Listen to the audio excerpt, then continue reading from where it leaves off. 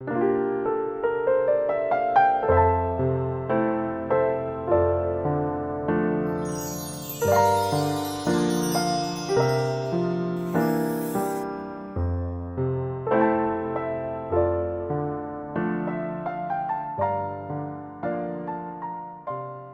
1서 3장 1절에서 10절까지 말씀을 교독합니다. 보라, 아버지께서 어떠한 사랑을 우리에게 베푸사 하나님의 자녀라 일컬음을 받게 하셨는가. 우리가 그러하도다. 그러므로 세상이 우리를 알지 못함은 그를 알지 못함이라. 사랑하는 자들아, 우리가 지금은 하나님의 자녀라. 장래에 어떻게 될지는 아직 나타나지 아니하였으나 그가 나타나시면 우리가 그와 같을 줄을 아는 것은 그의 참모습 그대로 볼 것이기 때문이니, 주를 향하여 이 소망을 가진 자마다 그의 깨끗하심과 같이 자기를 깨끗하게 하느니라. 죄를 짓는 자마다 불법을 행하나니 죄는 불법이라. 그가 우리 죄를 없애려고 나타나신 것을 너희가 아나니 그에게는 죄가 없느니라.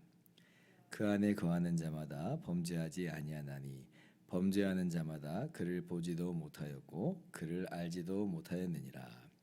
자녀들아, 아무도 너희를 미혹하지 못하게 하라. 의를 행하는 자는 그의 의로우심과 같이 의롭고 죄를 짓는 자는 마귀에게 속하나니 마귀는 처음부터 범죄함이라.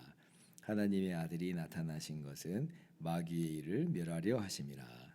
하나님께로부터 난 자마다 죄를 짓지 아니하나니 이는 하나님의 씨가 그의 속에 거함이요 그도 범죄하지 못하는 것은 하나님께로부터 났음이라. 이러므로 하나님의 자녀들과 마귀의 자녀들이 드러나나니 무릇 의를 행하지 아니하는 자나 또는 그 형제를 사랑하지 아니하는 자는 하나님께 속하지 아니하니라. 아멘. 할렐루야. 하나님의 크신 은혜와 평강이 오늘도 변함없이 여러분 가운데 가득 넘치기를 주님의 이름으로 축원합니다. 오늘 우리가 성탄의 주간을 맞이해서 우리 큐티 교재가 전도서 본문을 하다가 오늘은 또 특별한 본문을 새롭게 정했죠. 그래서 요한 1서 3장 1절부터 10절 말씀 우리가 함께 읽었습니다. 오늘 1절 말씀은 이렇게 시작을 합니다. 보라, 아버지께서 어떠한 사랑을 우리에게 베푸사 하나님의 자녀라 일컬음을 받게 하셨는가. 여기 이제 보라라고 하는 말은요, 이 놀라움을 표시하는 말이에요. 정말 이걸 뭐 보라 이런 뜻도 있지만 감탄의 의미가 훨씬 더 큽니다. 보라 하고 이제 감탄을 하는 거예요.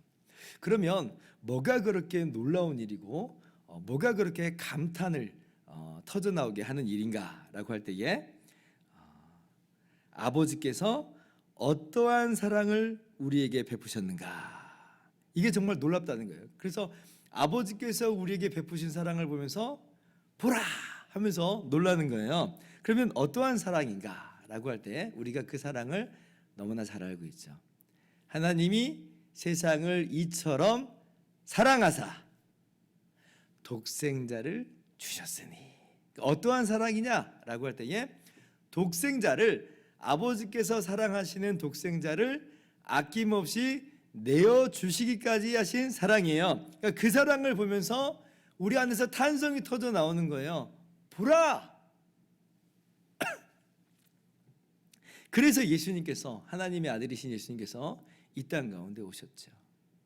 그리고 이 땅 가운데 와가지고 뭐 세상의 어떤 왕처럼 뭐 무슨 부귀와 영광을 누리려고 오신 게 아니라 오히려 낮고 낮은 곳으로 가셔서 마침내는 십자가에 죽기까지 하셨습니다. 그러니까 하나님께서 그렇게 우리에게 독생자 예수님을 내어주신 거예요. 하나님이 사람이 되어 오시기까지, 그리고 그분이 바로 우리를 위해서 십자가에서 죽으시기까지 이 사랑을 우리 가운데 주셨다. 그래서 놀라는 거죠. 보라. 또 뭐가 놀라워요? 자, 그 결과 우리가 하나님의 자녀가 된 게 놀라운 겁니다. 우리가 그러하도다. 하나님께서 이 사랑을 우리에게 베푸사 우리로 하여금 하나님의 자녀라 일컬음을 받게 하셨어요. 우리가 정말 그러하도다. 우리가 정말 그래서 하나님의 자녀가 됐다라는 말이에요. 원래는 우리가 하나님의 자녀가 아니었죠. 물론 우리가 하나님의 지으신 피조물입니다.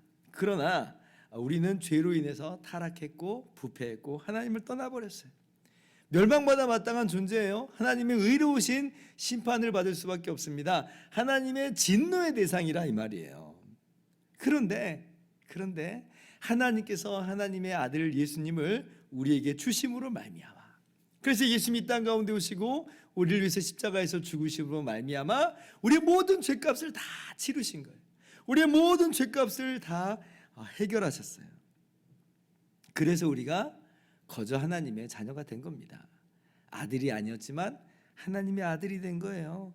그러니까 이게 얼마나 놀라운 일인지 몰라요. 그래서 보라, 이렇게 보라. 오늘 우리가 이 성탄의 주간을 맞이해서 이러한 감탄이 터져 나왔으면 좋겠습니다.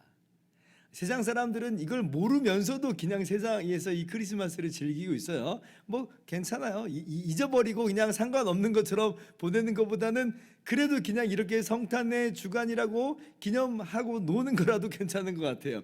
그런데 우리 예수 믿는 우리들은 그거하고 좀 다르죠. 우리는요, 이 성탄의 참된 의미를 알고 있어요. 어떠한 사랑을 우리에게 주사 우리로 하나님의 자녀라 일컬음을 받게 하셨는가, 이거예요, 이거. 그래서 오늘 이 성탄의 주간을 맞이해서 우리 안에서 이런 탄성이 터져 나왔으면 좋겠습니다. 보라, 보라.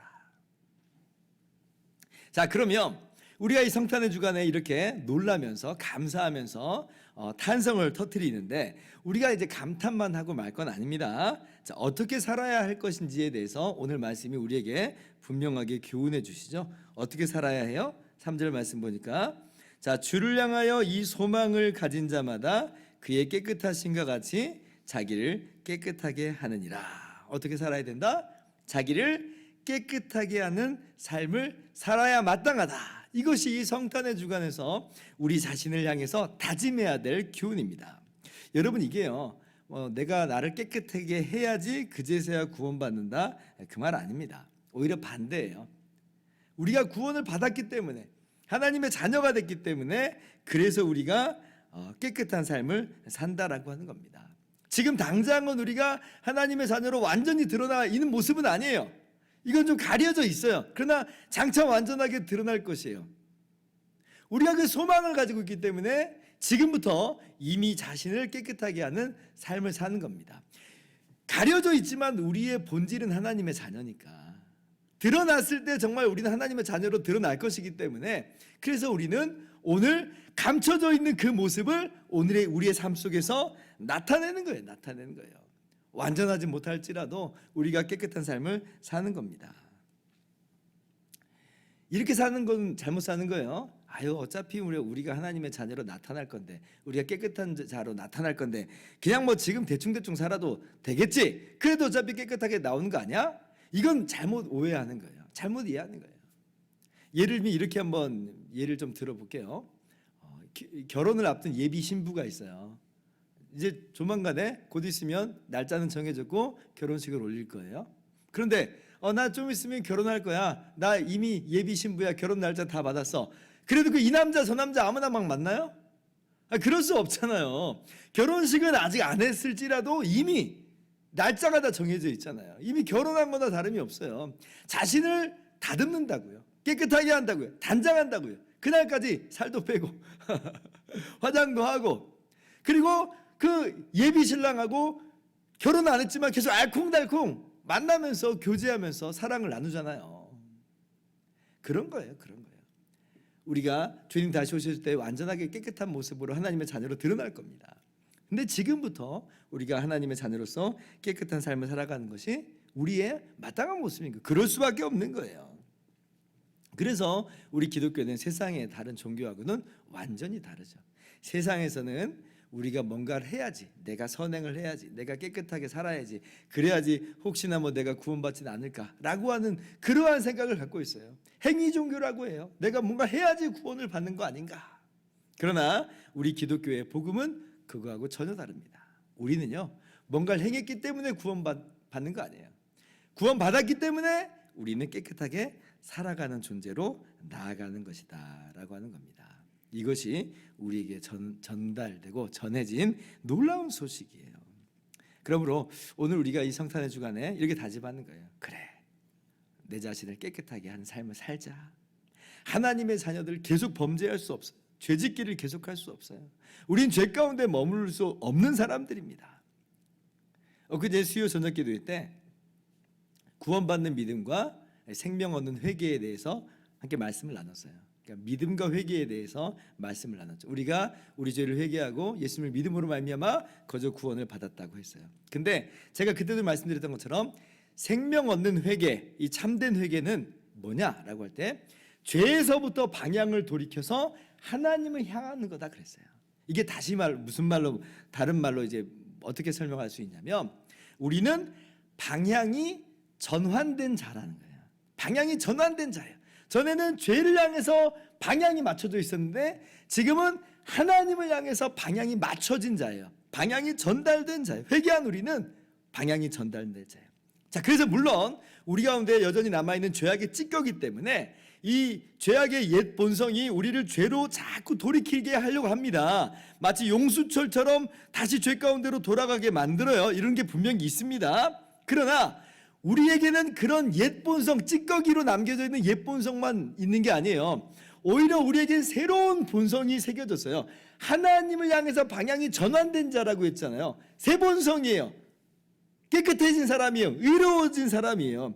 이 새 본성이 새겨졌기 때문에 옛 본성이 우리를 죄로 끌고 가지만 다시 새 본성이 우리로 하여금 하나님을 향해 돌이키게 만들어요. 그래서 우리는 죄 가운데 머무를 수가 없어요. 왜냐하면 이쪽 용수철도 있는데 그것보다 훨씬 더 강력한 용수철이 하나님을 향하여 고정되게 만들었거든요.